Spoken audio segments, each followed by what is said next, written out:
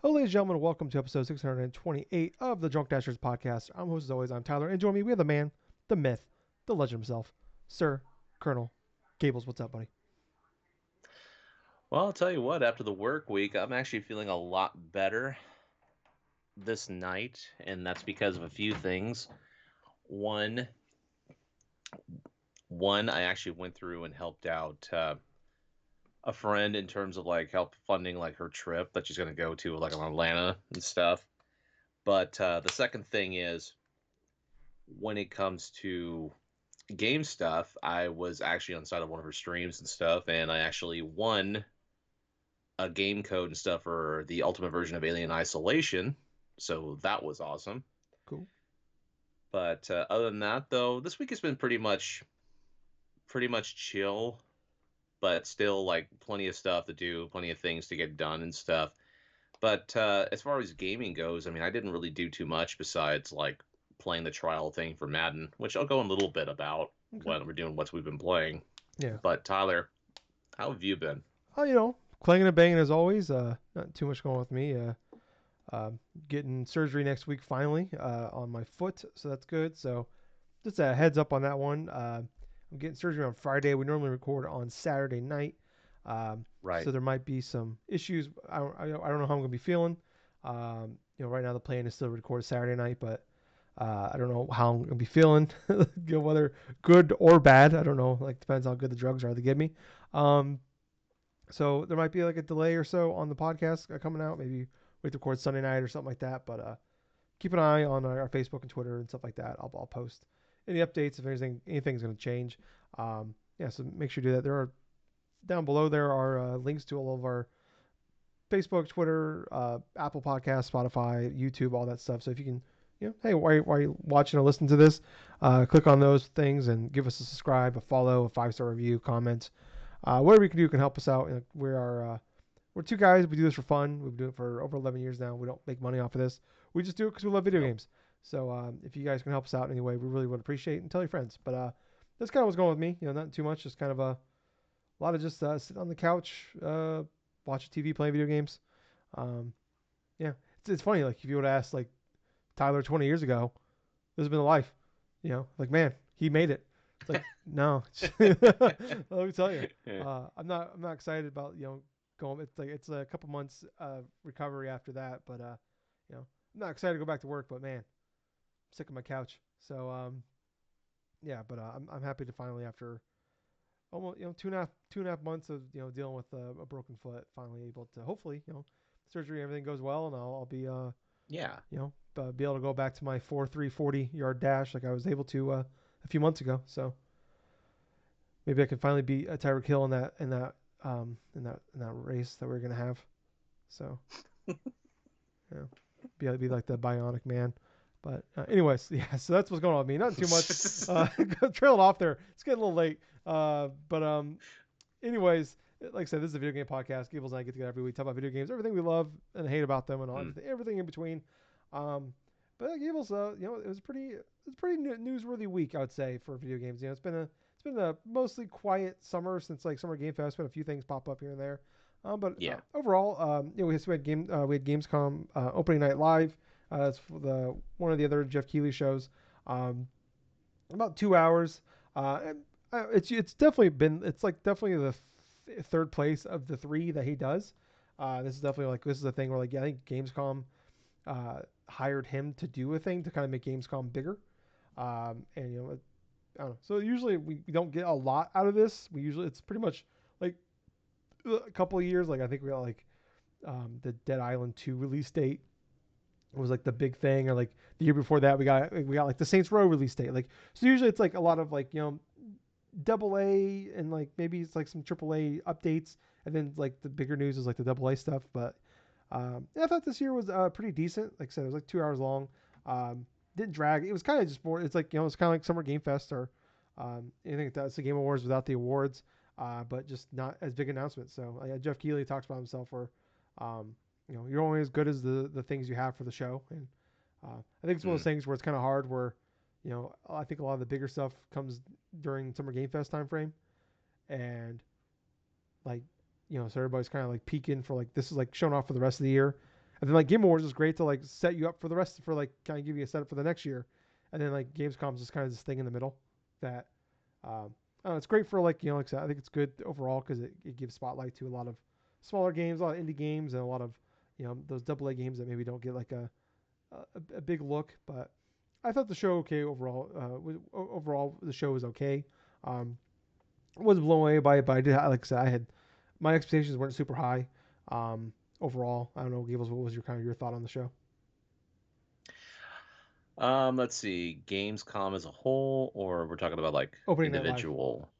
Okay, so opening that live. Mm, I mean, there were some tidbits I liked and stuff, but it's not like it was like blowing the Yeah, top off the roof. yeah, It wasn't like over grandiose or anything. There was a couple things that I did like for example, there were a couple of gameplay stuff. Like there was one before the show even began, and that's when we saw like the gameplay footage. Terry I want to Bogard. say for Terry Bogard for Yeah, Street Fighter yeah, Six. that was right. That was the That was one of pre-show. the ones. It was the pre-show, yeah. It was like one of those last announcements before the actual show itself, which I did like what I saw from Terry Bogard because it definitely looks like he's going to be incredibly fun to use, and he also looks like that he fits very well inside of a Street Fighter format, which yeah, I'm heavily excited about. You see all his classic moves and stuff from his power wave, his power power dunk and stuff, his freaking rising knuckle and stuff, and like all these signature moves from him, plus his classic attire, plus you can actually choose between like his classic attire and his costume from like Garo, Mark of the Wolves. So that was some fun added touches to it. But during the main show itself, I wasn't really excited for much because there was a lot of things that kind of dragged on for me, and like a lot of games where I'm like, well, what's the point?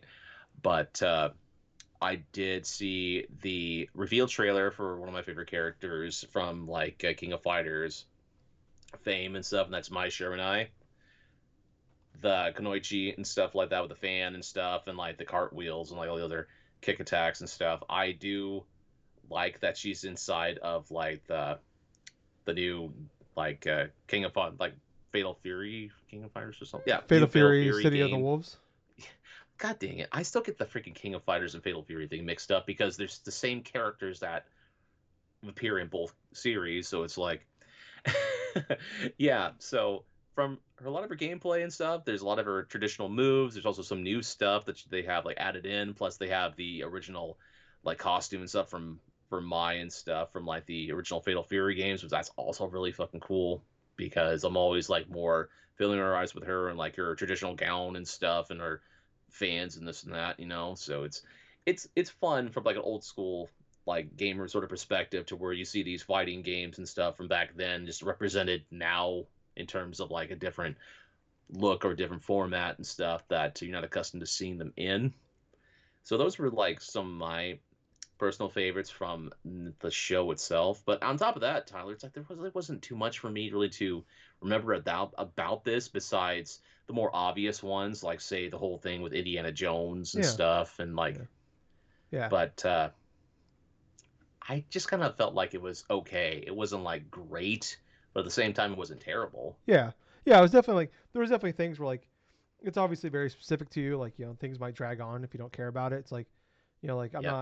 I'm not Monster Hunter is not my thing, and it's like they had come out on the stage and talk about Monster Hunter. Like I think Civ 7 had the same thing, and it's just like it's Yeah. not my thing. But like I felt like nothing like it wasn't like too long where I was like, all right, like this is dragging on too long. But it was like, yeah, there's definitely like times where you felt it, but it was like, I don't know. Mm.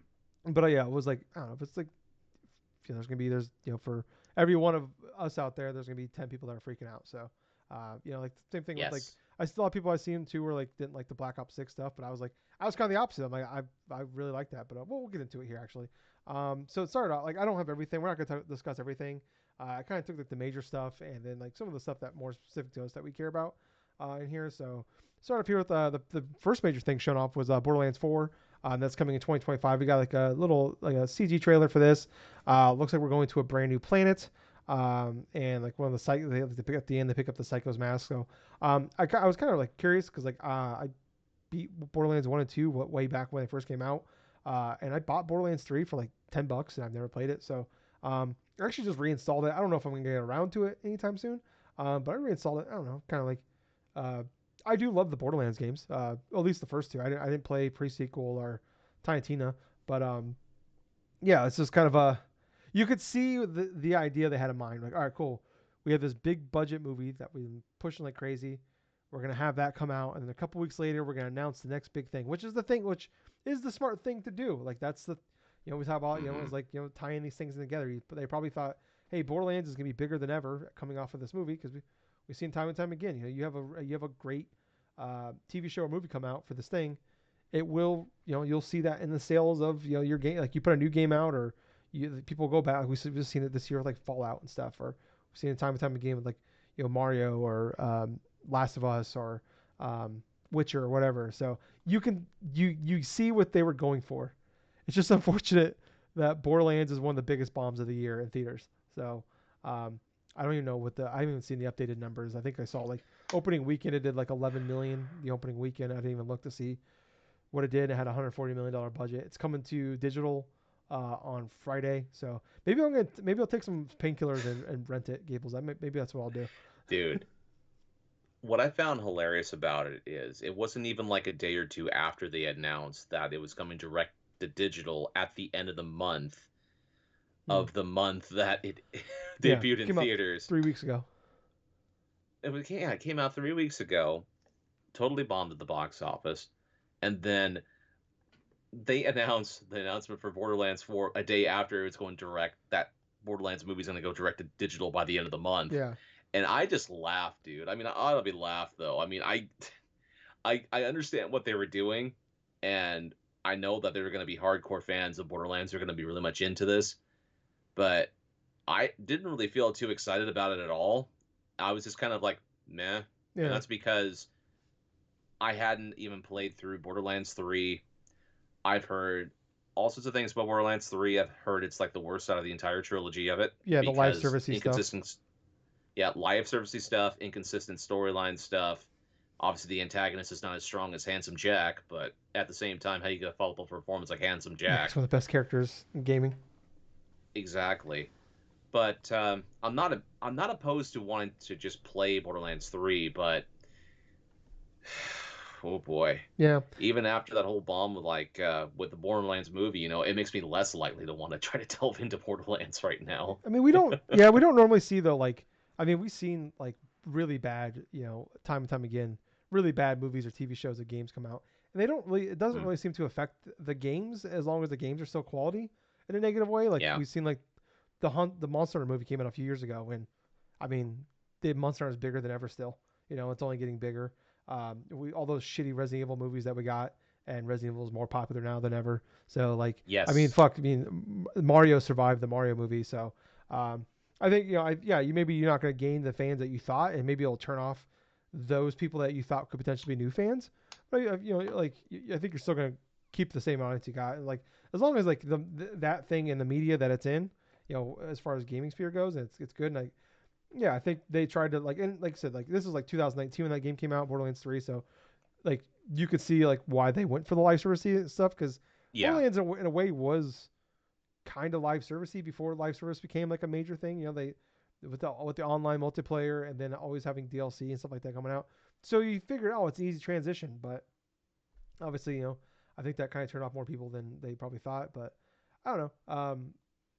I still think that team is probably going to do a good job. Unfortunately, we're going to have to deal with more Randy Pitchford and his weird antics and all that shit. So we're going to see a lot more magic tricks. Yeah. So It was just kind of funny. Like the writing had been on the wall for that Borderlands movie from yeah, like the get go like two when we years saw ago. that the 2 years ago when we saw that announcement trailer on that weird 2K like E3 like presser Oh, and stuff. That that was a video that they Gearbox. had. It wasn't even 2K. It was a Gearbox specific Oh one. God, yeah, you're right. It was the Yeah, and they Gearbox kept stuff, announcing that Homeworld and 3 was like five times. exactly. And on top of that, it's like when they flash forward to like the Borderlands movie, you see Randy Pitchford's all glee and like talking this and stuff like that, and all of a sudden you just see guys Bothering Kevin like Hart. Kevin Hart, and I was just Yeah, like, what the fuck are you doing here? poor guy. I'm sure that guy got paid a lot of money, and I don't know if it was worth it to have to deal with that guy. Like just showing No. up, you're trying to like take a break between scenes, and I mean this movie had I think 4 rounds of reshoots.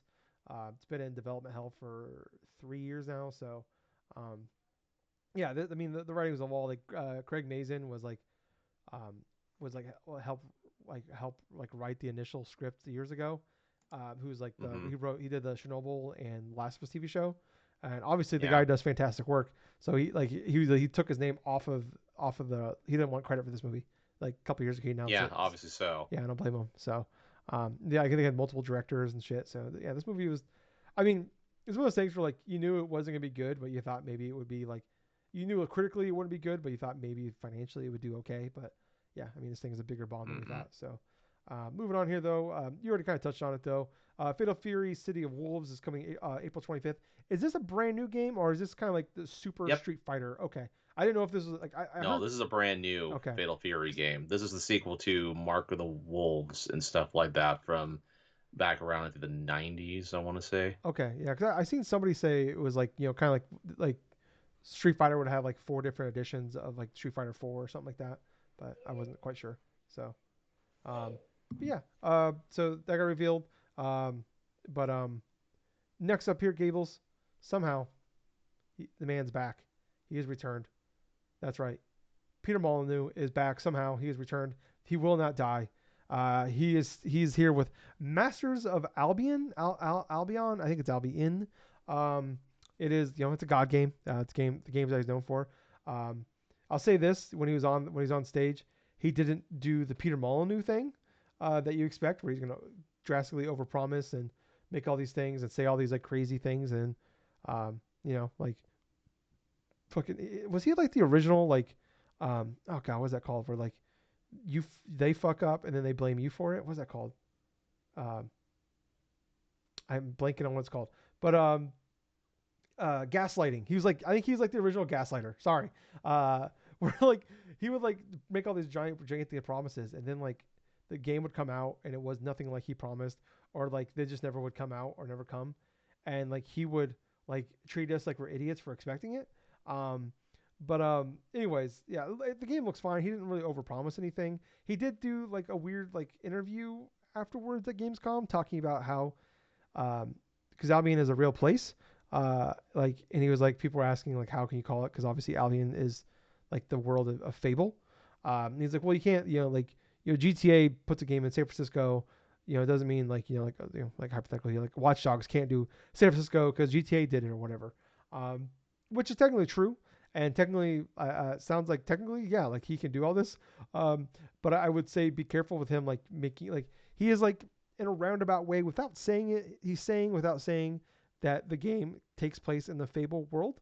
So like he's definitely like skirting the lines here of some shit he probably shouldn't be saying. So he's not going full Peter Molyneux, but he's doing some Peter Molyneux shit. He did mention though he is self-funding this. They've been working on it for like 3 years. I think it's like 20 people are working on this thing.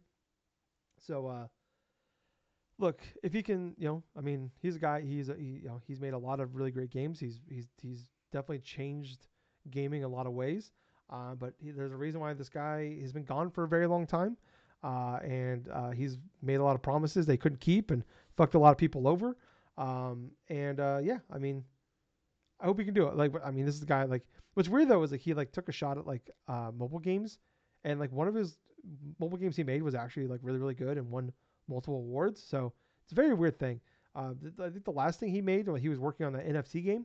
So like, yeah, I don't know. He did, like it was weird. The guy will bash mobile games, something that's proven to be very financially successful. But he didn't say anything bad about the NFT game. Which we know how that went.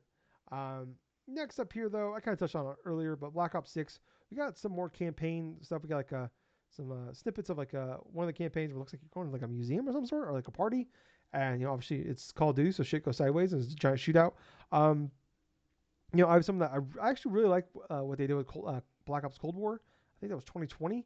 Like they kind of like really changed up the formula where it was like it was more like almost like James Bondish in the sort of way where there's a lot you can like be stealthy and like it was a lot more like it wasn't like just like, oh, we're gonna go to this random Middle East country and just blow a bunch of shit up, which I liked for a long time. Like I was like really into like the Michael Bay over the top blowing shit up, crazy, shit going on. And I think it just I kind of got sick of the formula. Like I went back and played like I bought Modern Warfare 2 a couple years ago, and I played it for a couple hours. I'm like, I'm just kind of over this, but like, I'm excited for this because it's different. I still like Call of Duty, like the game itself. The games are always good and really well made, and they're good to play. The shooting feels fantastic. Like they're like one of the best to do it. There's a reason why it's so popular, but um, I'm more of a campaign guy than a multiplayer guy. But yeah, I really liked what we saw here. I'd be I was a game I probably would have actually picked up, honestly. Maybe not at launch, but probably Black Friday or a little later, or maybe it's a little cheaper. But just because there's so much more coming out in October that I want to play.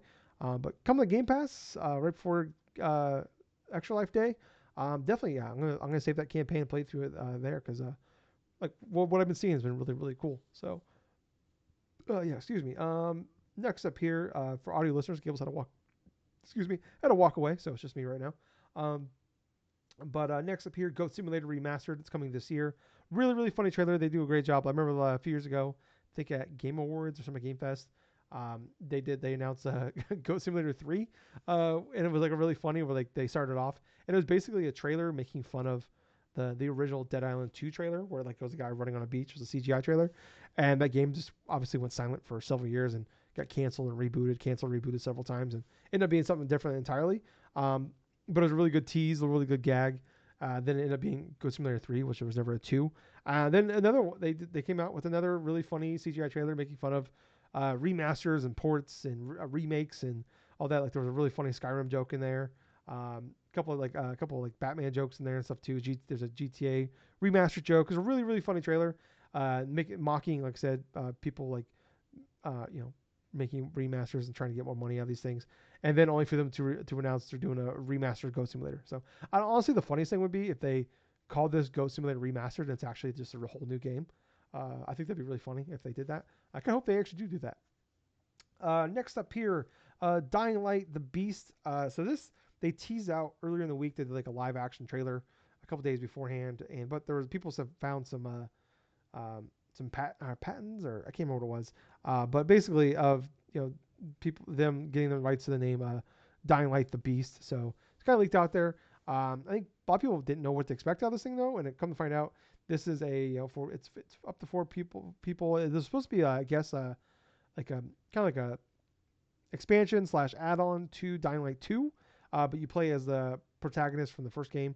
Um, and there's a beast in it. It says 4 player. It's Dying Light. Actually, looks really cool. Dying Light's one of those franchises that like I always wanted. I would like. I remember the first one came out like it was like early. I think it was like January 2014 or something like that. I remember it was super early into like the PS4 Xbox One life cycle, and like I remember that game just getting like good reviews. I remember back then our friend Jake, who we started the podcast with Gables and I, he was like super high in this game, and I just kind of like I don't know why I was just kind of being shitty about it, like not really like in a mean way, but like I just kind of like I didn't say it to him, but I kind of like waved it off. I'm like, whatever, like whatever. This is a like I think at that point I was like peak sick of zombies too as well. So I kind of like dismissed it, and then like Dying Light 2 came out. I remember I wanted to check it out. But I don't know why I just never. I mean, I think I might just delve into Dying Light 2.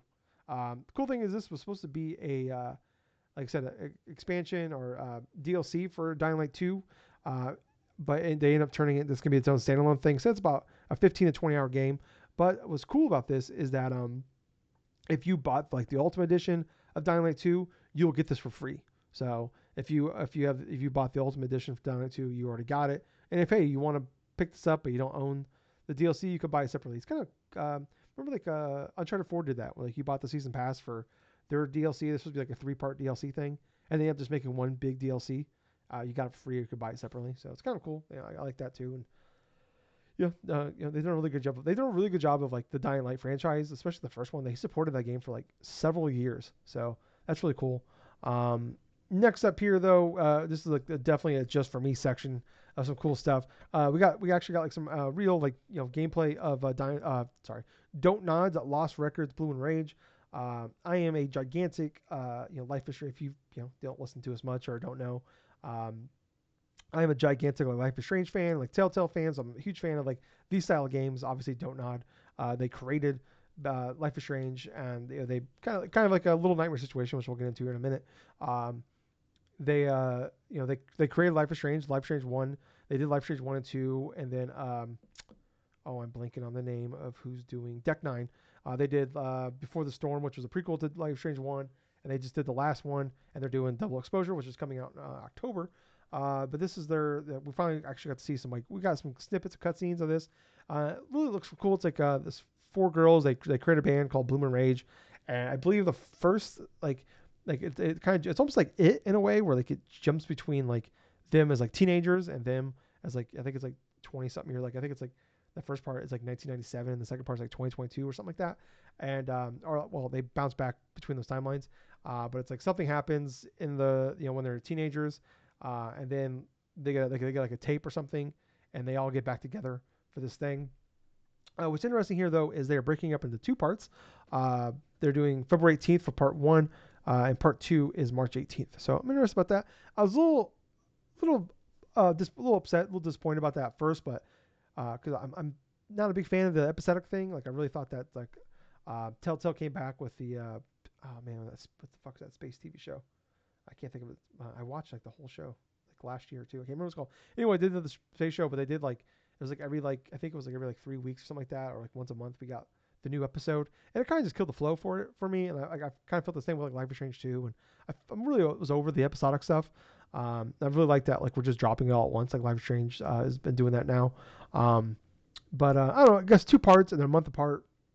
That's fine. This is a game that was supposed to come out this year, but they delayed it because Life is Strange was coming out instead. So I imagine, this isn't a case where it's like I said, it's only two parts. So this isn't a case where probably like sometimes you get that first one, it's fine, but then after that, that's coming out and like they're coming out hot and they're buggy and there's issues. So I feel like this is gonna be fine. And it's only a month, so not a major ordeal. So uh, only downside is it comes out the exact same day as Avowed, but I don't know how long this thing's gonna be. So maybe it's not gonna be it. Usually these things are not super long, but next up here, the Little Nightmare devs announced a new game, Reanimal. This is, like I said, they created Life or Little Nightmare. I believe Bandai Namco owns. It's kind of like a kind of we see with Square Enix with like Don't Nod and Deck Nine, where Don't Nod created Life is Strange, but Square Enix owns the rights, and then now Deck Nine makes the Life is Strange games, and now Don't Nod's making their own Life is Strange style game. And now we're seeing the same thing here with Little Nightmares, where the developers of the first two games. It's now making a game called Reanimal. Looks a lot like if you like Little Nightmares, you're probably gonna love this. Actually, like, I loved Little Nightmares 1. I played like an hour or so of Little Nightmares 2, and some reason, just, I don't know, maybe it's one of those things where like you gotta be in the right mindset for these type of games. It's a very horror, creepy game, very much really distinct art style too, and very much like if you like a Limbo style game, stuff like that, like, you'll probably love this. But it's like a much creepier version of that. So very creepy enemies in these games. You can get very tense. So it's definitely one of those things you gotta be in the right mindset for. So maybe I'll jump back and play it. Maybe a good, like a Halloween time style game to jump back into and play. But I don't think they did not see. So Reanimal, it's this one looks like it's also gonna be 2 player. Little Nightmares 2 was co-op. This looks like it's gonna be a co-op as well. Um, Definitely, like, it kind of like what you think a Little Nightmares would be. So I think it looks fantastic. I don't know why, but I'm way more into this than I was for like Little Nightmares 2, and even like, so later on we saw Little Nightmares 3, which is made oddly enough by Supermassive, which we got more stuff for them coming. Frank Stone, casting Frank Stone's coming out. Oh shoot, that's like a little over a week away. I'm excited for that one. They made like Until Dawn and stuff like that. So, but yeah, Supermassive was making Little Nightmares 3. It's pretty different for them. Usually they make like Until Dawn style games. So, but looks like more Little Nightmares. So if you are a fan of Little Nightmares 2 and 3 or 1 and 2, you'll probably like this one as well. Yeah, I don't. It looks cool. I might. I don't know. Like I said, I'll give Little Nightmares 2 a. I'll go back and give it a shot. Then if if I'm vibing with it, and maybe I'll give 3 a shot. I think Little Nightmares 3 is scheduled for next year. So and they're Supermassive is gonna be pretty busy. Like I said, they have casting of Frank Stone coming just like a week or so away, and then they also announced in the pre-show they're coming back with Dark Pictures Anthologies, Directive 8020 that's coming in 2025. So it's probably gonna be, usually those come out in like around Halloween. It was very weird. So like, whenever the Dark Pictures, I think there's been 4 so far, and they announced like the last one was the end of season 1, and then Directive 8020. They always tease the next game at the end of the previous game, and it's very weird where they showed it, but like usually like they come out every we get one every year, and they just in last like was that 2 years ago, we got the Quarry and we got the Dark Picture. I can't remember what the last one was called, but that one was really good. House of Ash, I want to say. No, House of Ash was 2 years ago. Anyways, but yeah, it was like usually come out every year, but they never specifically said they weren't going to put one out last year. And it's like that's fine. Obviously, take your time. If it's not ready, it's not ready. I just thought it was very weird. Like they just didn't talk about it. And yeah, it's coming out next year. This one is in space. It's basically The Thing in space, which The Thing is one of my favorite war movies of all time. So I'm pretty excited to check this one out. So yeah, it was like a 60-second teaser trailer. So not too much information on that one. Gables, you back? Yes, my apologies for taking so long. My dog had to go potty really bad, so I had to take him out. Okay, all right. Um, But at least I got him inside of his bed and stuff. all right, cool. Finally. Um, Next up here, though, we got Marvel Rivals. That's got a release date here, December 6th. They did announce that all characters are free and will be free, and then basically it's gonna be season passes, and you gotta pay for skins. So pretty cool. What's weird though about this is like they announced like a month or so ago this was coming out in 2025, and then it's coming in December. So it's very weird. I don't know if I don't know.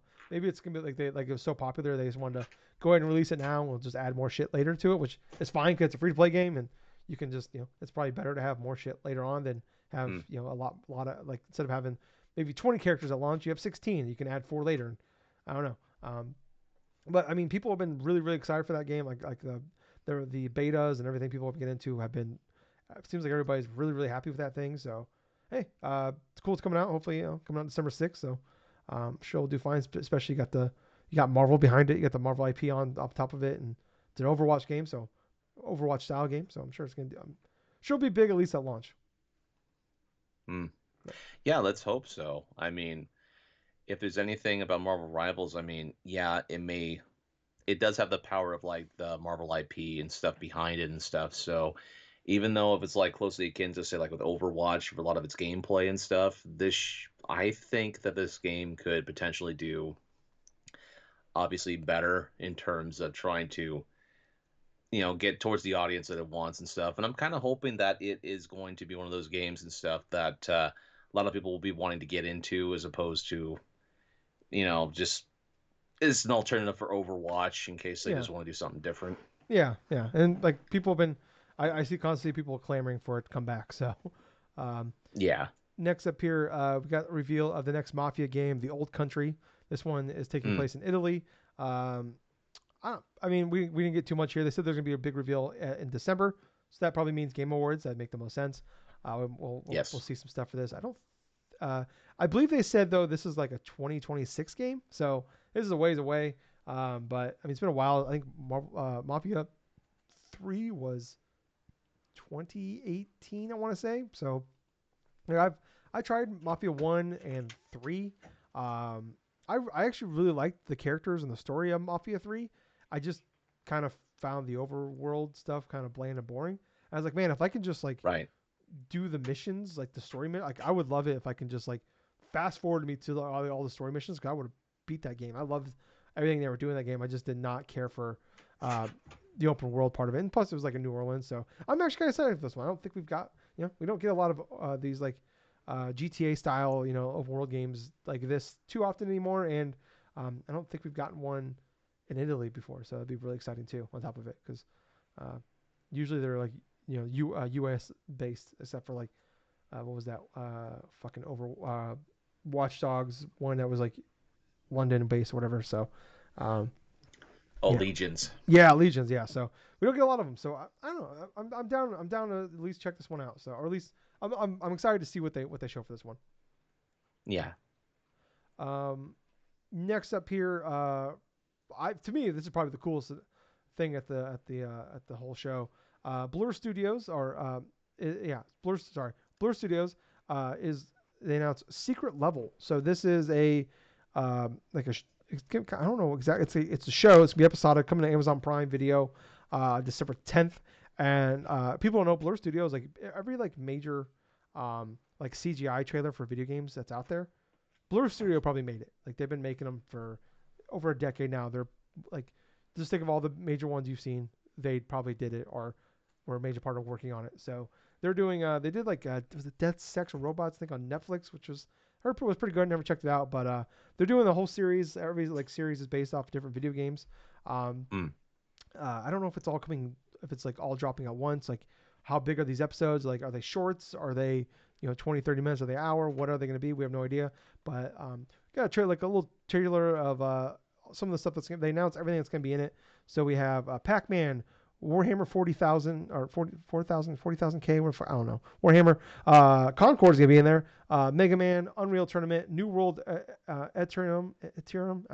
New World's the Amazon's big MMO Yeah. game, so that makes sense. Amazon's posting it, whatever. Anyways, Armored Core is gonna be there. Spelunky, Honor of Kings. Maybe the thing I'm most excited for, fucking Sifu is gonna be there. By the way, the Armored Core thing is gonna have fucking Keanu Reeves in it. Dungeons and Yeah. Dragons is going to be there. Outer Worlds is going to be there. Crossfire, Exodus, and then PlayStation will be there. And they revealed I don't know if it's almost like a PlayStation's battle All Star Battle Royale, whatever. Where like we saw Kratos in like a city. Uh, um, um, Jin from Ghost of Tsushima was there. So yeah, I don't know. I thought this looked fucking awesome. So I am 100% in checking this out when it comes out in December. This definitely did look like a good point of like this definitely was a good point of like awesomeness and stuff because it's like you see the initial unveil and stuff and you see the guy up there up front and stuff that this is literally like a bit like a passion project Tim of Miller. his and stuff for quite a long time. Yeah. What was it? Tim Miller is his What name. was that name? Tim Miller. Yeah. Thank you.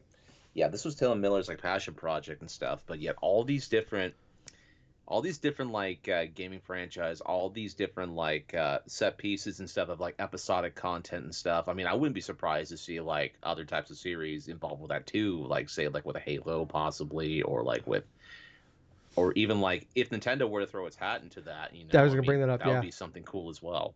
Imagine like give me some like I would love to see that because I think like I've like they pretty much got all the major thing people like studios except for like Capcom's there. You got PlayStation there. I'm trying to like well, I Hmm. don't Capcom. Yeah, I already said Capcom. Like the only thing we're missing is like Square Enix and Xbox and Nintendo. Like man, give me I didn't even Yeah. think of like Halo. I was thinking like man, give me like some like what's like some like major Nintendo IP they haven't used in years. Like give me like a fucking Star Fox episode or something. Like Oh, something not that just that, man. Maybe not the. I mean, Star Fox, yeah, that'd be kind of cool and stuff. But have like a F-Zero or like a freaking yes, like F-Zero would be great. Yeah, Kid Icarus, something that's or like even like something really obscure like oh god, like a Star Tropics. That'd be kind of funny. yeah, like, something that's like not big enough that you can make like a movie out of, so they'll never use it in a real way. So Yeah. like something like yeah, Star Fox F-Zero would be fucking perfect for these people. Oh, dude. It'd be awesome. And what would also be pretty cool, which I know that they probably wouldn't, Nintendo wouldn't go too much in the well of. I mean, having Metroid inside of that type of Yes. style too, that would be awesome. Yeah, I could see them trying to do a Metroid movie though. So I wouldn't be shocked if they maybe don't. Yeah, because they've done Mario, they've done the Mario movie, and they're doing Legend of Zelda stuff Donkey next and Kong. stuff. But Yeah. like Donkey Kong, yeah, that as well. But yeah, just something about like a Metroid style movie and stuff where you have like the space pirates, you have Ridley, you have Mother Brain, you have this, and just have it be structured kind of like how Zero Mission was. The Yeah. whole aspect of like that setup, and then how that preceding thing kind of built things with Samus Aran and stuff, and like the whole stuff between her and the Metroids and that Yeah. introduction. Just an episode of like just that'd be cool. Yeah, I like this too. Like it's kind of like Disney Plus. They do a Marvel show called What If, and every episode's like it's Mm. an animated show, and every episode is like kind of like it's like different like the multiverse where it's like different variations of like stories that you know of these characters, and like everyone's like its own individual episode with its own like they're like 30-minute things, and that's what I'm kind of hoping this is like. There's just like 30, 40-minute episodes of like each like thing like that'd be fucking awesome. And it's crazy like it's been like how long since we've got like it was like a major a Mega Man thing, and it finally comes back in this thing. So uh, maybe it's just like the Kickstarter it needs to actually get Mega Man. What if though? What if? Sorry to go back to what if here. Uh, they do this, drops Game Awards, Mega Man, full fledged AAA game. Oh jeez. Oh This is Jesus a setup for Christ. Mega Man. Calling it now, Gables. Calling now. Clip this. Remind me to clip this 3.5 months from now. A Um, AAA Mega Man game. Yeah. Well, I mean, AAA is a Mega Man. I don't fucking know. But this is kind of like this last part here. It's kind of like the Xbox. I kind of like try to lump things together here. So it's kind of like the Xbox section. Starfield, they added the Rev 8, which is basically like a little Doom buggy type thing. I thought this was like honestly a really great trailer. It was basically a Forza trailer, but with a Doom Yeah. buggy from Starfield, and then like going over jumps and stuff. Like I thought it was a really clever and really well done trailer for this thing. It Shadow Drop. Well, Shadow Drop out now. Is out that day. And they also quietly, this wasn't on there at all, but they did an update that Starfield is now 60 frames per second on the Series S as well. So Oh, that's nice. I mean, yeah, that's excellent that they finally got that going now. mm-hmm. That would have been nice at launch. yeah, but yeah, because I think it was always 60 frames per second on Series X. But yeah, it's kind of weird though. Like you think you would like, I don't know, like at least put a blurb out there somewhere. I don't know. Yeah. But they also announced Starfield Shattered Space, which is the DLC expansion. It's coming out September 30th. Hoping we see more from that. We haven't seen too much. I think we got like a little teaser during Summer Game Fest. Remember we got, well, not like, Mm-hmm. it was like almost like, yeah, it was like a little setup. Then we got like a few seconds of stuff there, but that's coming September 30th. So Right. I'm not like clamoring to go back to Starfield, but I'm actually like, I did really like Starfield quite a bit. So I am down to go back to play more of this. So yeah, hopefully it's like part of me though is like if it like this kind of sucks when it's coming out because like we were talking about last week where the fall is really starting to fill out quite a bit. It felt like last week got a release date. Yeah. We got a lot of release dates last week. Got more release dates this week. And like man, early October, late September is filling in. Like that's like the week after like Zelda comes out and stuff. So. Yeah. I don't know when I'm gonna get to that. I think Until Dawn is like the week after Shattered Space comes out. So and Silent Hill 2, I think is that same week. And getting some positive buzz lately. So I'm actually gonna. I went from not even like paying attention to Silent Hill 2 to like, I'm not day one buy, but it's on my radar now. So I have to, Nice. especially in October. I only want to play a horror game. That might be the thing that kind of feels that need. I need. Feels that need. Anyway, well, I don't know. Anyways, that was stupid what I just said. Moving on here, the last major thing. Well, I guess Mafia technically was the last thing, but like the thing before the last thing, Indiana Jones in the Great Circle. We got a release date. We got another trailer for this. It's coming December 9th. That's coming to Game Pass. There is like a deluxe edition you can buy, and you get it December 6th. I don't know like with Starfield, like if you had Game Pass, you could just pay like $25 to get the deluxe thing. And that's kind of like that's why I got Shattered I think Space. that was something. Yeah, so like you got it for like 3 or 4 days early with Starfield, and you got all the DLC and everything with it. So I did that last year to get it because it was like I got it before Labor Day. Anyways, Yes. they're doing the same thing again here with Indiana Jones. I don't know what date December 9th is on though. I guess I can. I do have the power of Google in front of me here. December. It helps if I clicked on it. Is that like I don't know if that's like a Monday or. Not entirely sure. Well, I do know here, according to Google AI, is the 343rd day of the year. So Okay. that's helpful. I mean, that's all I really need. um, man, why is this so difficult? What day of the week it's a Monday. So yeah, so you get it on a Friday. If you get it. So that's actually like, that's smart. Like I've seen like Madden will do this. Like the game comes out Friday. And it's like, hey, if you buy the crazy expensive one, you can get it on Tuesday. I'm like, I'm not gonna have time during the week to play it anyways. I'll just wait till fucking Friday. It's like this is smart. This is like the thing you should do. Was like hey, the game's gonna come out on like Monday or Tuesday, but if you want to play it on Friday, you can just give us like that's more tempting. So that's smart. But anyways, we got a release date December 9th. But they did announce that it's coming in spring 2025. Reports out there are saying they're aiming for April. So there is that. I don't know. I'm pretty excited for this. I love machine games. The Wolfenstein people. So I think this game will be good at the very least. So I'm down to check it out. I was a big fan of the original trilogy growing up. Of those games or the movies. So I'm down to check this out. Especially like this is it's a trusted studio working on it.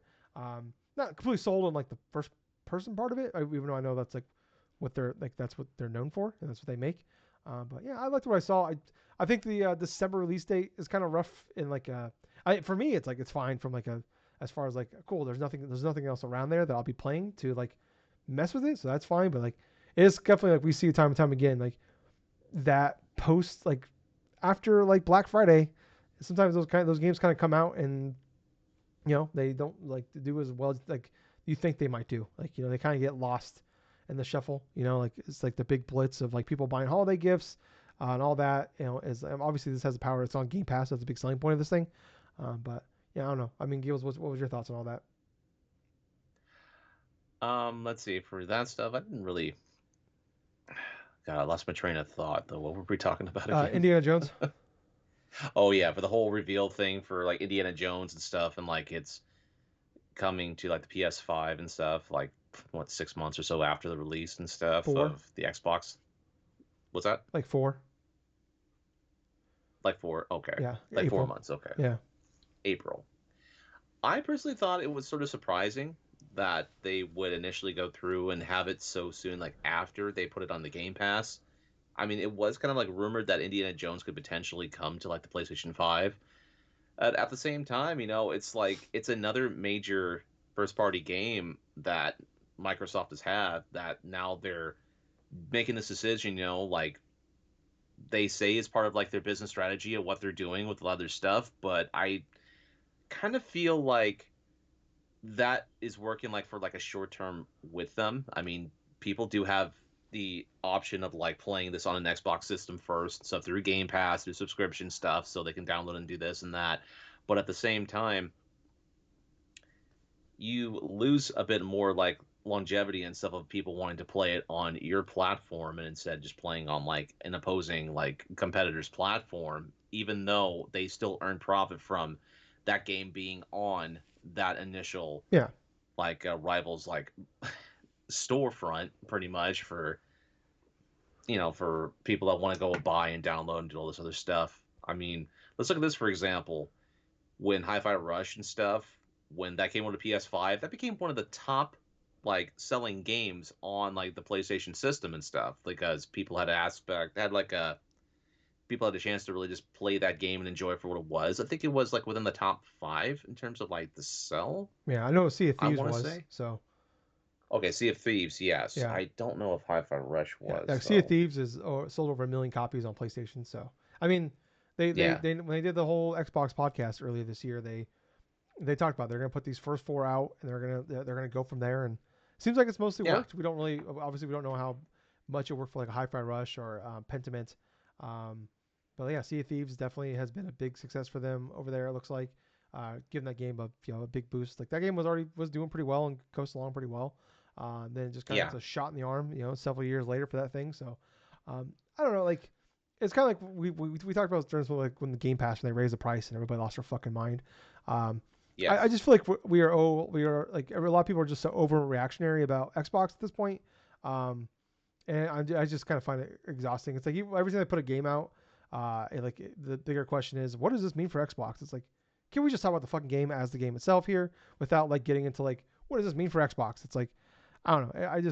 Or like like, oh, is Game Pass dead? It's like it's a Game $3 Pass price being increase. dead is beyond the point and stuff. Yeah, What we could potentially see is because of Game Pass, probably Xbox is going to eventually not even have like say Xbox in its traditional format and just more of like just service on the other. yeah. Well, I mean, they've talked about like I could see that. Game Pass. I mean, obviously when Game Pass was made, where the business was with these subscription services was way different. It's more about getting in the audience and like, yeah, we're gonna lose money, but we're just about getting the audience. And now, um, literally, Netflix had one bad quarter 2 years ago, and something that people have been doing for a decade flipped because of one Hmm. bad Netflix quarter. Now it's about profit. So now we see, every all these subscription services like, oh, cool, we're raising prices and we're going to make less. And that's kind of where we're at with this. Obviously we're not seeing it with Xbox right now because obviously a lot of these things were made well before all that change. And we've seen where like yeah they bought all these studios up that hey they're gonna put out smaller games for us, like a Hi-Fi Rush, perfect Game Pass games, type of stuff. And now it's like, well, now we need bigger games in this thing, but also we need to make money off these bigger things. So like I don't know, Right. like I I get it. Yeah, it's like it definitely is like a thing where like long term is this gonna work against them? Yeah, probably. Probably. Um, but like the way I look at it is like until we see like Forza or Gears of War or Halo, to me like I don't want to say that concerned because I'm really not.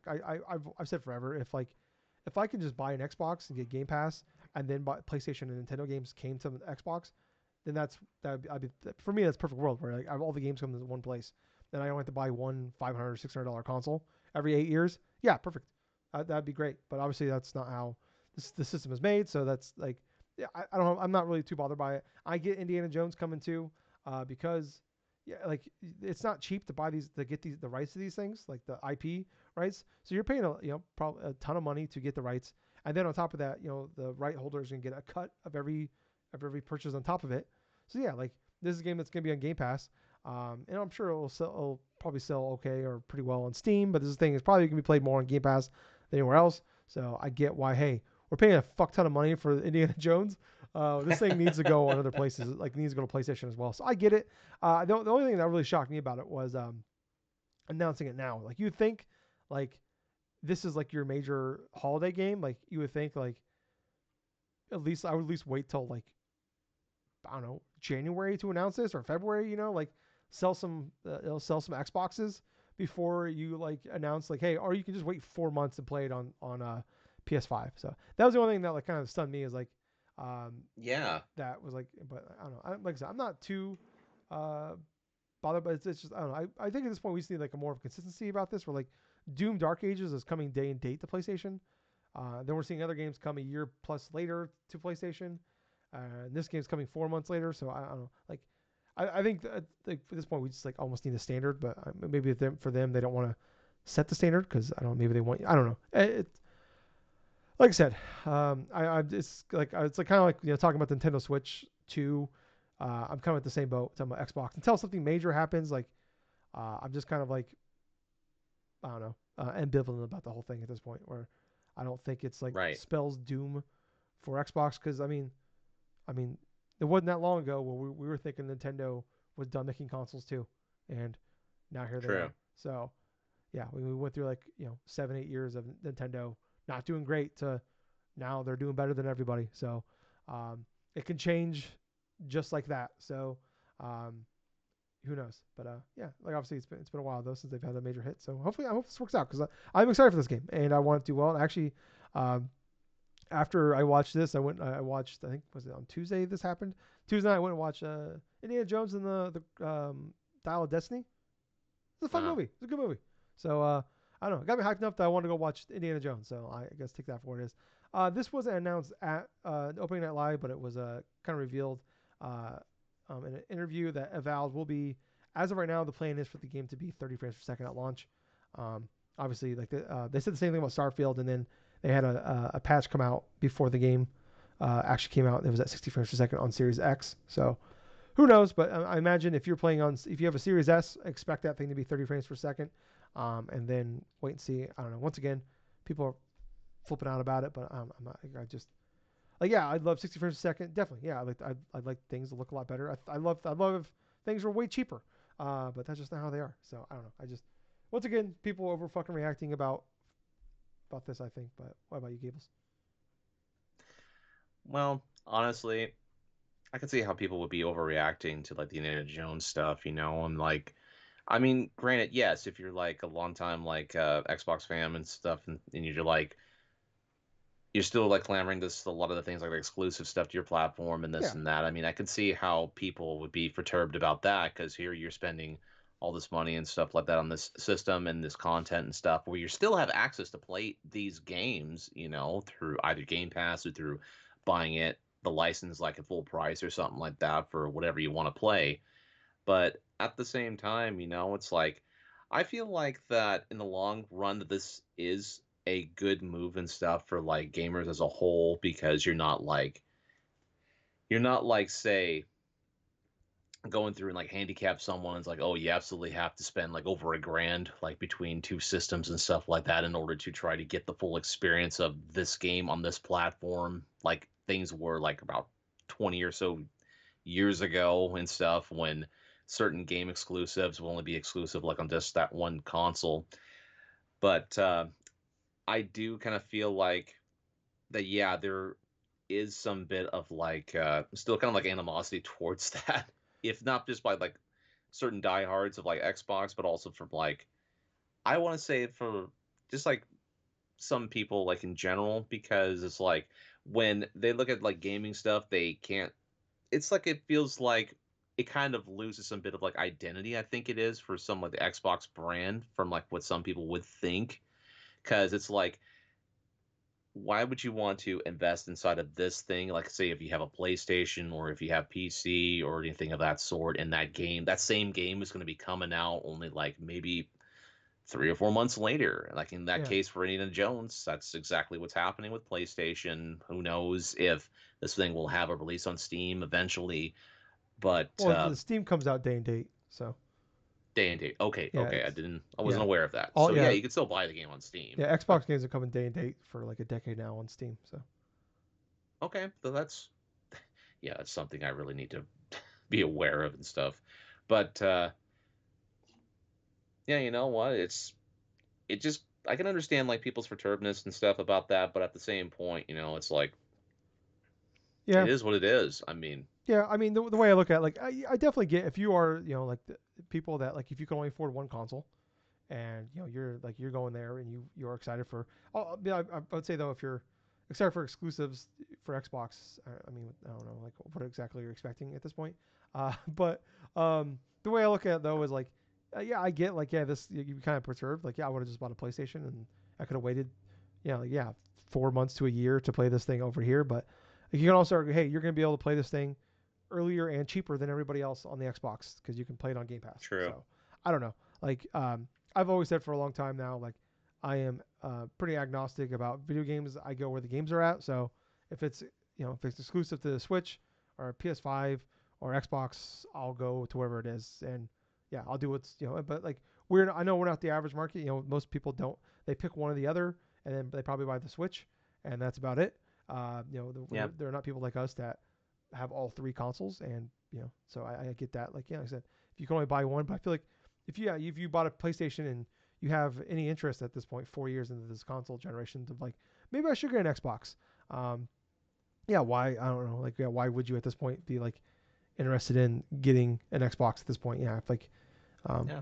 because they're like, yeah, I don't know, but Especially if a lot of the games are still, especially if a lot of the games are like on Steam already, or eventually maybe on a system that you already own and stuff like that. I mean, yeah, yeah. Like I said, I just it's like there's a conversation you can have, and I feel like but it's like, it sometimes just kind of feels like ESPN first takey, where it's like this is like a 5, 6 out of 10 type of interaction, and we're coming in out of 12, and it's like all right, well I don't even want to have listen to this conversation or have this conversation because everybody's coming a little hot here, but I don't know, it's whatever. But yeah, like I get it, you spend a lot of money on these things, you want to feel like you're getting a return on them.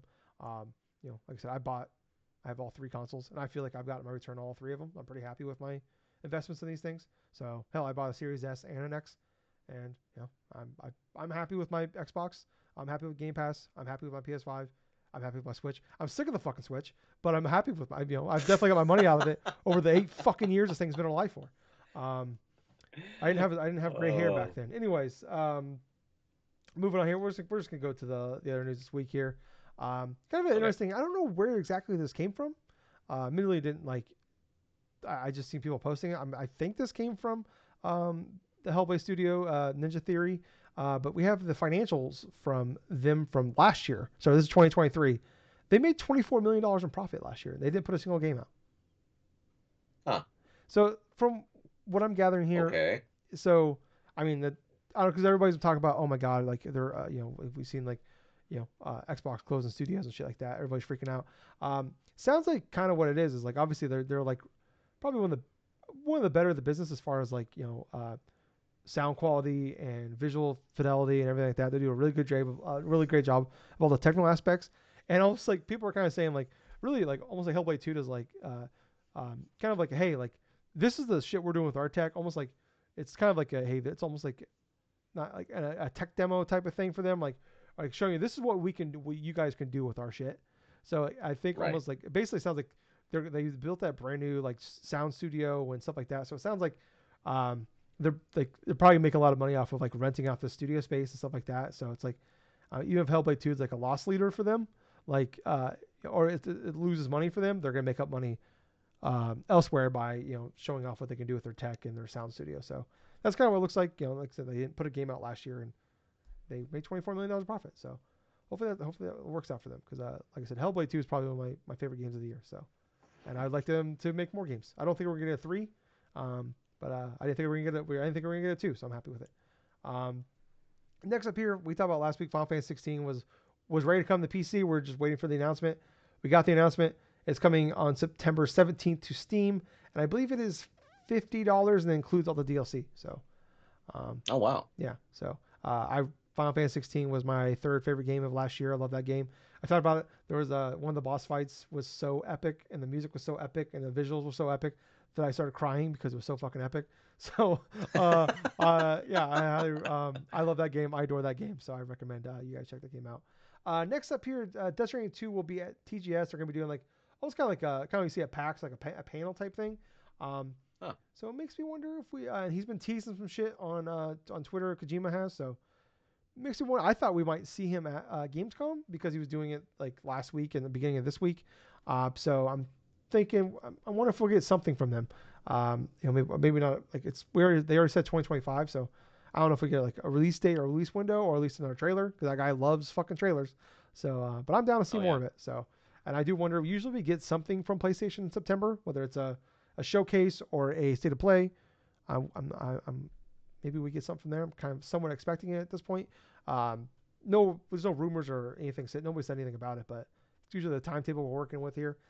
Speaking of, some presentations of some sort, someone a few weeks ago was talking about there being a Nintendo Direct next week, and then we ended up getting that Direct that we had this week, like showing off the Nintendo Museum, and he said that is not the Direct he was talking about.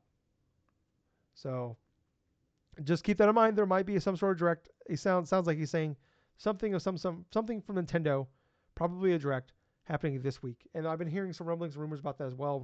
But it sounds like it's gonna be more like game specific than a direct. Like where like it might talk about, I don't know, like brothership or I don't know, or maybe Zelda. I guess Zelda. But they just did like an 8-minute That would trailer. make more sense. Yeah, but they just did like an 8-minute trailer of Zelda like a few weeks ago. So, and then last but not least here, Wukong has sold over 10 million units. So, doing really well from them. So, learned a lot about China and done a lot of deep diving into like China and the gaming world over there. Like obviously, we've seen like companies and shit try to like get into China for a very long time now. And like we've seen like when movies and stuff hit over there, they are very successful for them. And yeah, you could definitely see the power of China. I believe we've kind of seen some like analytics of everything, and I think on Steam like 93% of Steam reviews are from China. So this game is a smash hit over there. So and I seen some like rough stats, and they said like they're not like 100% like accurate, but somewhere between. Oh, Gables, you still there? Yeah. Okay, sorry. The Skype was ringing on me. That was weird. But somewhere between like 8.4 and 8.7 million of those copies sold were on Steam. So, yeah, they're pretty crazy. Yeah, that's not a surprise. I mean, at one 10 point, million is not a like surprise. That's Pokemon numbers. well, you know what? Not to that extent. I mean, I had a feeling that it would sell well, but not exactly 10 million copies in the span of 3 days and stuff like that, with 2.2 million like concurrent players playing at its peak when it first like launched and stuff on Steam. But between both the consoles and stuff, and how popular Journey of the West that tale is inside of China and stuff, it's either going to be a big old hit or miss or something with that.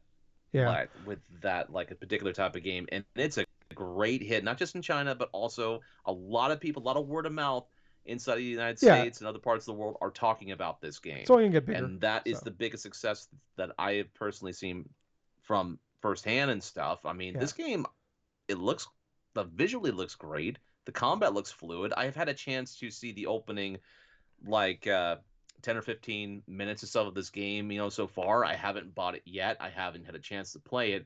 But everything I've seen from this game, it looks freaking cool. yeah, reviewed well, and seems like I did see they apologized for the PS5 version.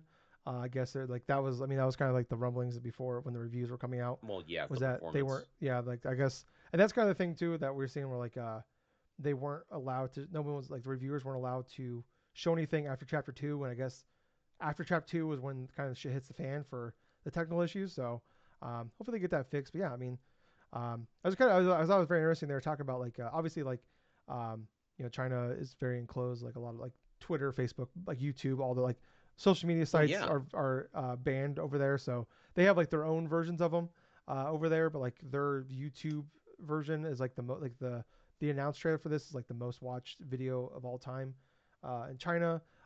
It was on the like this is like a huge national pride thing for them. Like it was on like the news, like the national news, like the day, like right before it came, a couple days before it came out. So yeah, like, and you see like the concurrence where when like middle of the night China, like it'll go from like 2.2 million people playing it to like 200,000, which 200,000 still very impressive.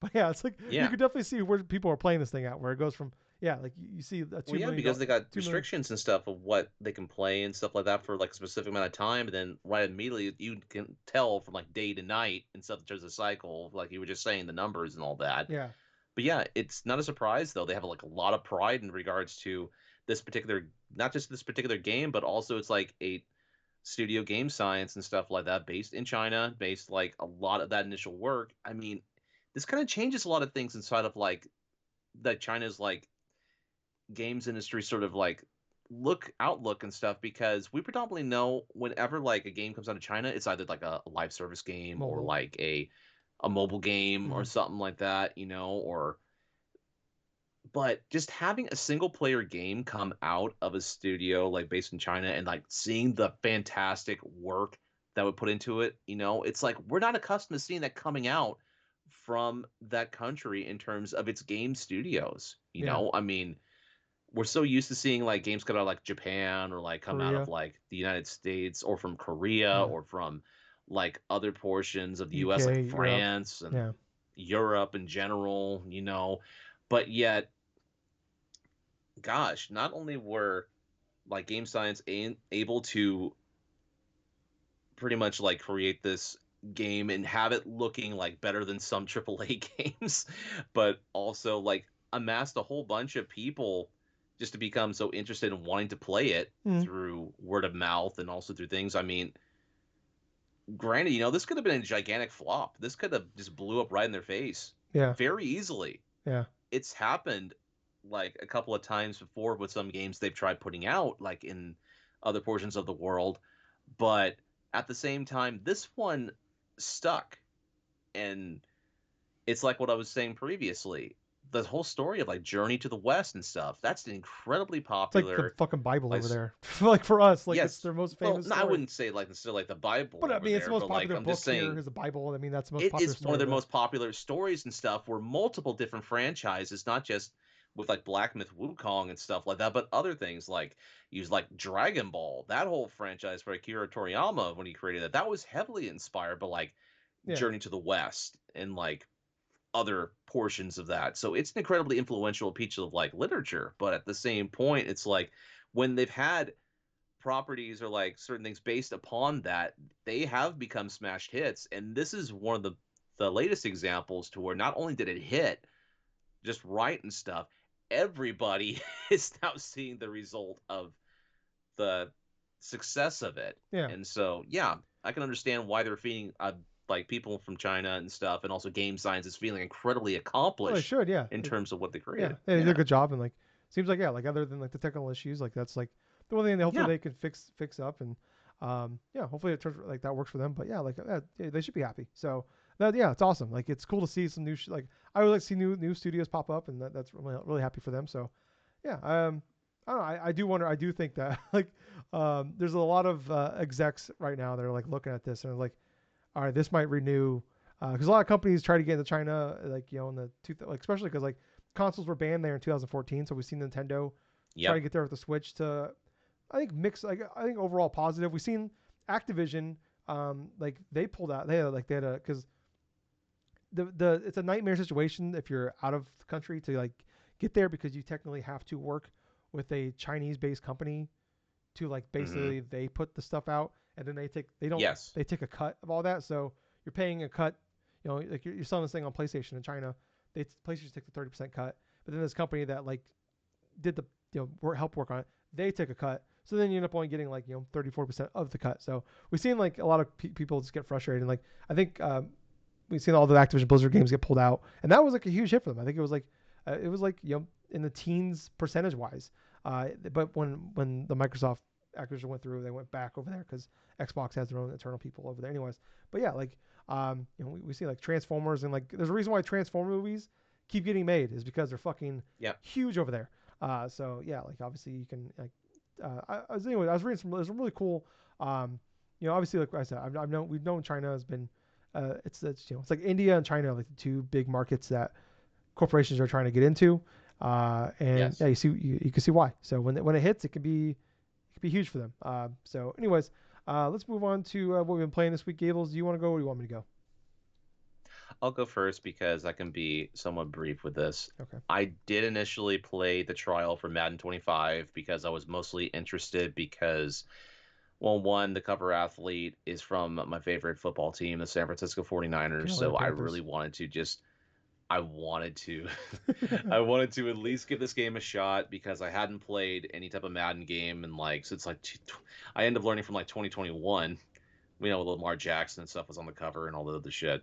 And what's kind of funny is it retained a lot of the settings and all the things that I did when I was playing Madden 21 and Madden 25, Yeah, which it carries everything over. It's pretty nice. that's yeah, that was kind of it was kind of weird at first though, but I kind of adjusted some bit of settings, and I just wanted to see the feel of the game plus like it's just setting it to pro difficulty because well I didn't want to just be just easy because sometimes when you have it on Madden's rookie mode Oh, it's it brain would dead. could be a little bit too easy. Yeah.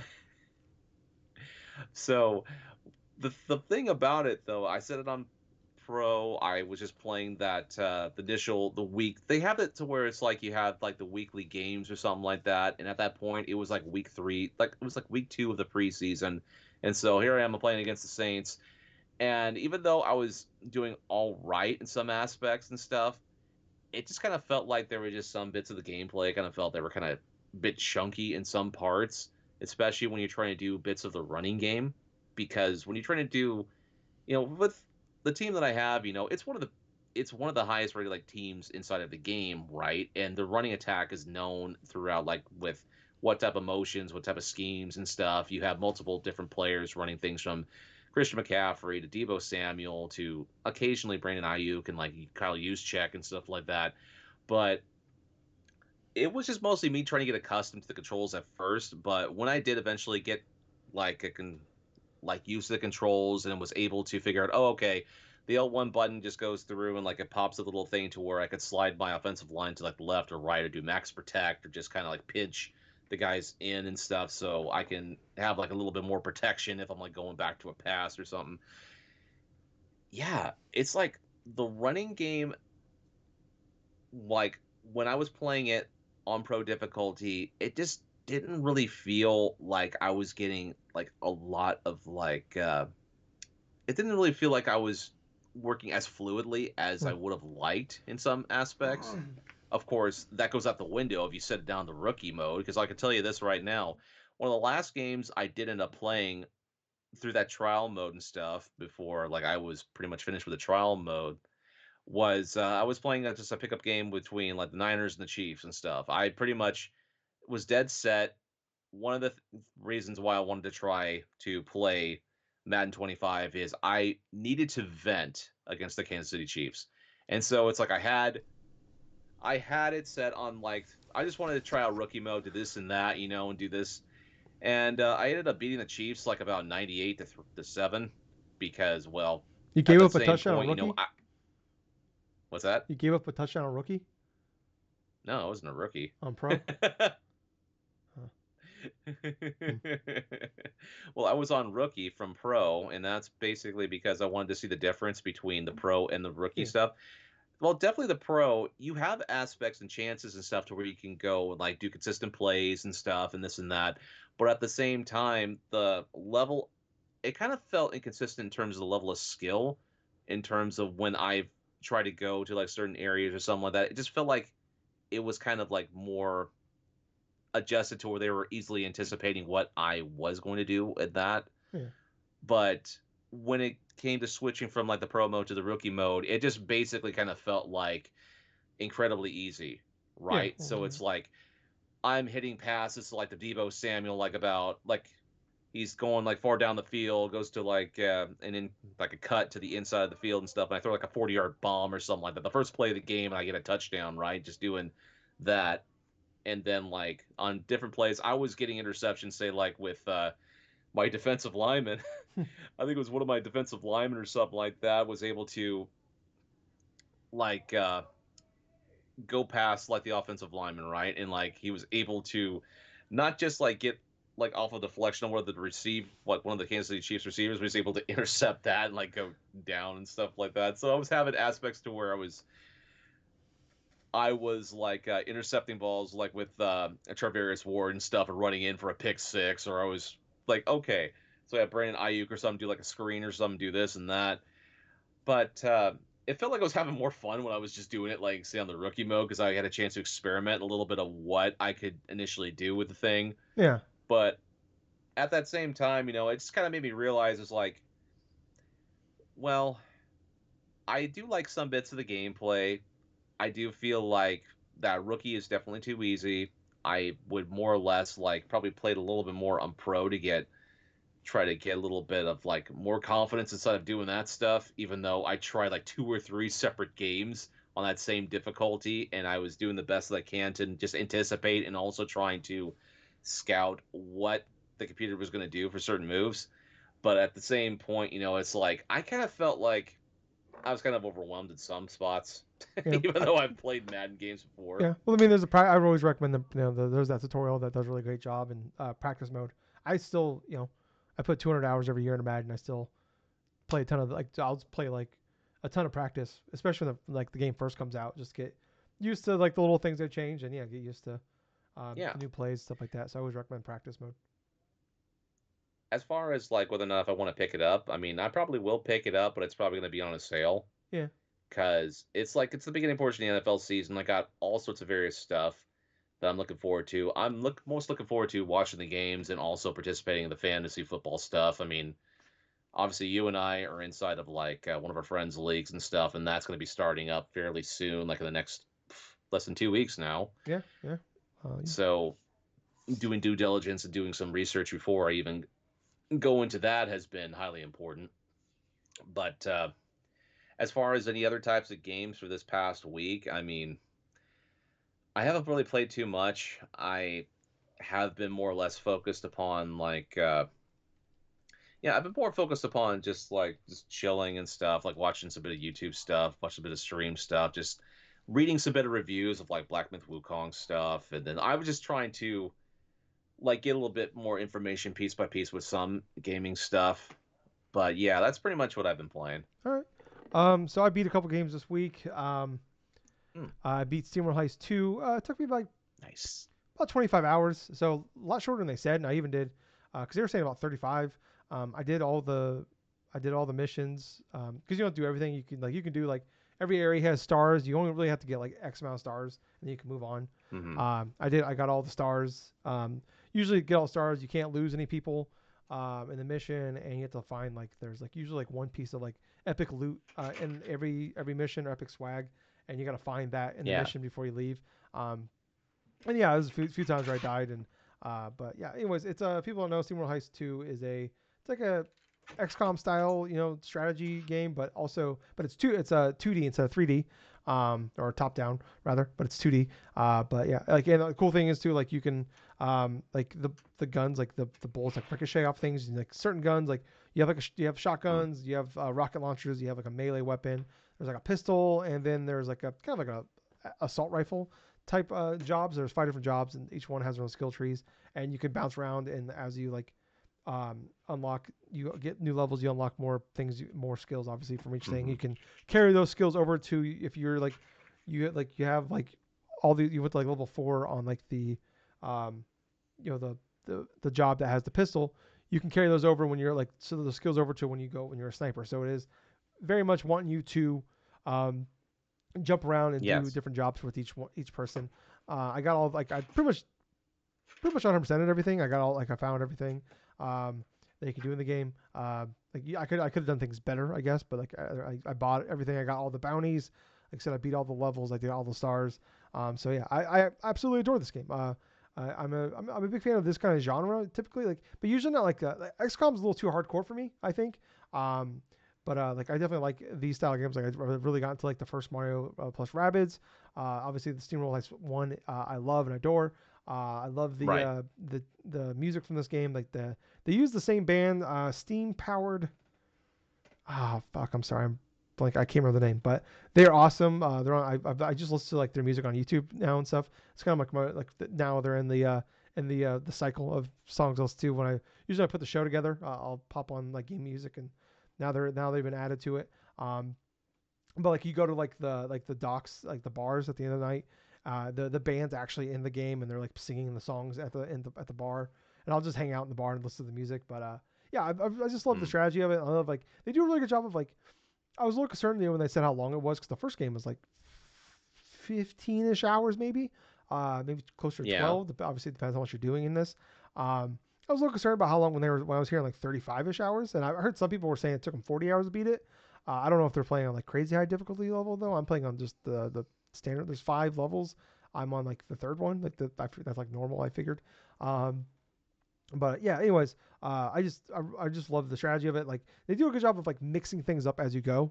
I say too, like they'll like add different characters throughout the game. I feel like overall, I say the story is like kind of I don't know. Like SteamWorld Ice one, like the story was like was it was fine. It was good enough to get you through the game. But like the best part was I thought the characters Mm. and the interactions you were having with the characters in the game. And I thought the characters in this game, there's just more of them. And I thought none of them like there was definitely some funny conversations and some funny things in here and there, like some things I liked, but like nothing that like I was like I'd say like the last third of the game I just kind of like stopped talking to like the stop doing the optional conversations. I was like I'm not like enjoying this enough to keep talking to these people every single time, but like the meat and potatoes thing is like the gameplay and like this one they actually have there is an overworld where like you're on a you're on a boat obviously and you can go under like underwater with a submarine, um, and you can actually get into like combat. There's different types of like uh, ships and Right. stuff like that you can battle and you can like you could find more stars, you can find more more currency or whatever.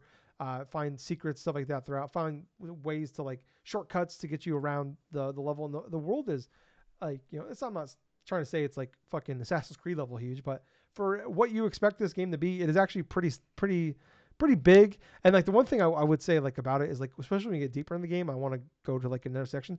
It is a decent trek to get to these other areas. So like the only thing I kind of wish was maybe there Oh, was like a okay. fast travel thing, but like I'm talking like 2-3 minutes probably to get from one into the other. But it's like man, Oh, I just want to get over here though. I don't want to like deal with. I just want to get over there and then go back over. I just want to do something real fast. That's gonna take me 20 seconds. I don't want to drive here and then drive all the way back. Like that's like what I'm talking about here. So like I wish there was like a fast travel for some of that. Like let me just fast travel from dock to dock or something. But right. yeah, that was like towards the end though, where I was like just trying to finish up like some of the things I missed for the to get the like the 100% for me. But overall, I still love the game. I think it's fantastic. Like I love the strategy of it. Like man, nothing's fucking more stressful than when it's like man, I need to get that swag. It's over here in the corner. But there's like there's like all these enemies come in. There's all these enemies I'm around it, and like my dudes are low in health. And I've had a couple times where like you get a little. Sometimes you get like there's more like there's other like you can find bags of money and like other collectibles in the they're optional in there in the missions. And it's like you get a little too greedy, and like the last turn you lose somebody. It's like fuck. So you lose like I gotta do this whole mission over again to get that star I missed. But yeah, it's a really cool game. I highly recommend it. It's like $30, I believe, and I think it's well worth it, especially if like you like the Steam games, like SteamWorld Dig or Heist already. Like they make fantastic games. I highly recommend. This is I would say like Heist One is my favorite. I'd still probably say Heist One's my favorite, but this is it challenges it for me. It makes me think about it.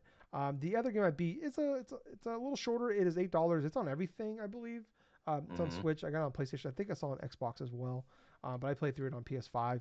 Um, but it's a game called Castaway. This is like a Oh, okay. yeah, so it's $8. He talked about the developer did of like it's a shorter game set. It's a couple hours. I'm like even more sold. Like I'm like fuck yeah, because like it's basically like very much like it's almost like kind of like a like if you made like a Wind Waker, but in the style of like Link's Awakening type of thing, where you get straight into Oh, like that kind of design of it, but like basically like oh actually it's probably it's closer to Link's Awakening. Like you wake up, you're on a ship, you're stuck on an island, and like these birds come and steal all your like you have a hook shot, a sword, and a mallet that they get stolen, and you have to on your dog gets stolen too. So obviously this is personal for me now. Um, but you have to there's like I believe like 3 dungeons, and each dungeon like it took me a little over an hour to beat this game, which is fantastic. I beat it all in one sitting. But each mission like, it's very much like if you like it's I'm not gonna say like the puzzles and stuff are as in depth as like a Zelda game, but like it is very much like right. a really solid like Zelda light game. Like if you were like wanting something like I said earlier, like just scratch the itch of like a top-down Zelda game. Like this is good for you here. Like I said, there's it's like he said like an hour to hour and a half, 2 hours. I guess it depends maybe how many times. Like I would say like I think I only died like twice early on, and I was just kind of like figuring out what I'm doing. The last boss though was actually fairly challenging. Honestly, like it took me like Oh, probably like 5 or 6 attempts. Where like the first 2 bosses I beat pretty easily, and the last one he kicked my ass pretty good there. And there's just once I kind of learned it, like it wasn't like it took me a couple tries after I kind of figured out what I needed to do, but um, yeah, I thought it was a really good game. It's like you every like I said, there's like 3 like dungeons, and like I said, each one's probably 15-20 minutes. At the end of one, like you unlock, you get one of your abilities back, one of your weapons back. So like the first one you get the sword, the second one you get the mallet, and then obviously those like unlock new areas and you can allow you to like roam around each section. There is like a tower type thing where like I think there's like 50 levels, right. and you can like obviously you want to like survive and get through the entire like it's a roguelike in that sense. So that is where like the real like if you really want to get to the game like the combat and everything, that's where you can go for that. Um, that's not really something I'm typically into. I don't do that for a lot of games. Most games really honestly. So that's not something I want to do. But like hey, if you like it's $8. Like I definitely say even if you just do what I did and just play through the main game, it's worth it. I had a really fantastic time with this game. I think it's really good. I give it a big thumbs up. Highly recommend. It's fun as hell. So yeah.